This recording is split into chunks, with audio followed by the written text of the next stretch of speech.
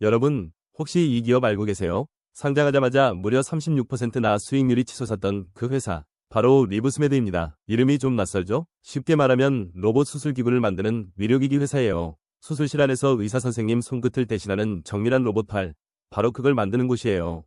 요즘 가장 핫한 의료 로봇 섹터에 속해 있는 기업이랍니다. 오늘은 초보자도 완벽하게 이해할 수 있도록 아주 쉽고 재미있게 설명해 드릴게요. 리브스메드는 2011년에 설립된 의료기기 전문 기업으로 경기도 성남시 분당구 판교에 본사를 두고 있습니다. 판교하면 카카오, 네이버 같은 굵직한 기업들이 모인 곳이죠. 그만큼 기술력 있는 기업들이 모여 있는 곳입니다. 현재 시가총액은 약 1조 5,700억 원 규모인데요. 쉽게 말해 웬만한 중견 대기업 수준의 몸값이라고 보시면 됩니다. 2025년 12월 24일 크리스마스 이브에 상장한 따끈따끈한 신규 상장 기업이기도 합니다. 공모가는 5만 5천 원이었는데 현재 주가는 6만 3천 원으로 공모가 대비 약 14.5% 오른 상태입니다. 상장 초기부터 시장의 관심을 꽤 받고 있는 셈이죠. 자, 이제 리브스메드가 실제로 어떤 일을 하는 회사인지 쉽게 풀어볼게요. 한번 상상해보세요. 배 속에서 수술을 해야 하는데 의사손이 너무 커서 좁은 공간에 들어가질 않아요. 그래서 작은 구멍을 뚫고 가느다란 기구를 넣어서 수술하는 방식이 바로 복강경 수술이에요. 그런데 기존 기구들은 손목처럼 꺾이질 않아서 의사가 원하는 방향으로 정밀하게 움직이기가 정말 어려웠죠. 리브스메드는 여기서 출발했어요. 세계 최초로 상하좌우 각 90도, 그러니까 손목처럼 자유자재로 완전히 꺾이는 수술기구를 만들어낸 거예요. 마치 딱딱한 젓가락이 갑자기 문어다리처럼 유연해진 것과 같아요. 이게 바로 아티센셜이고 로봇 수술 장비 없이도 로봇 수준의 정밀도를 낼 수 있어요.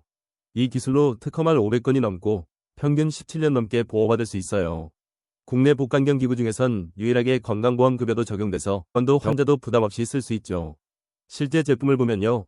조직을 잡는 그리퍼, 절개하는 디섹터, 자르는 시저 이렇게 주력 제품 3가지가 있고요.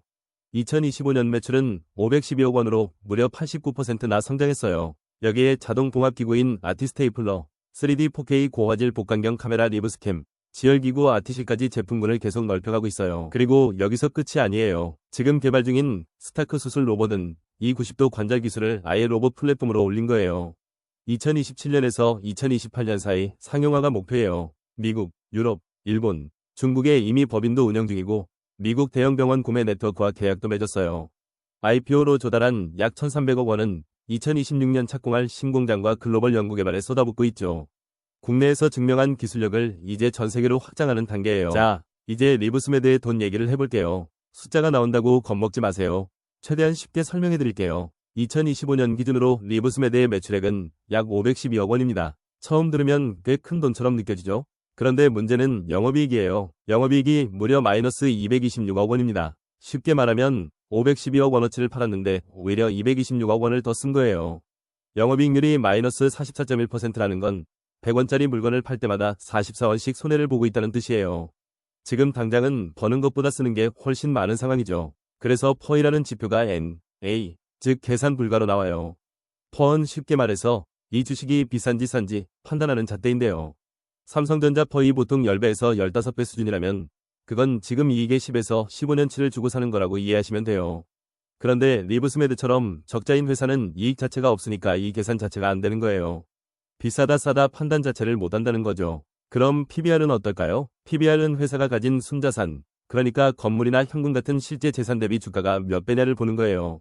상장 시점 기준으로 PBR 약 6배라는 건 장부상 가치보다 6배 비싸게 주식이 거래되고 있다는 뜻이에요. 삼성전자 PBR 1배 초반인 것과 비교하면 상당히 높은 편이에요. 정리해드리면 지금 재무 숫자만 보면 솔직히 좋다고 하기 어려워요. 적자가 크고 밸류에이션도 낮지 않거든요. 하지만 수술 로봇이라는 시장 자체가 아직 초기 단계이고 이런 기업들은 기술 개발과 시장 개척에 막대한 비용을 먼저 쏟아붓는 구조라는 점도 감안해야 해요. 지금의 적자가 미래 성장을 위한 투자냐 아니면 구조적인 문제냐 이 부분을 잘 따져보는 게 핵심입니다. 리브스메드는 2024년 12월 24일 공모가 5만 5천 원으로 코스닥에 첫 발을 내딛었습니다.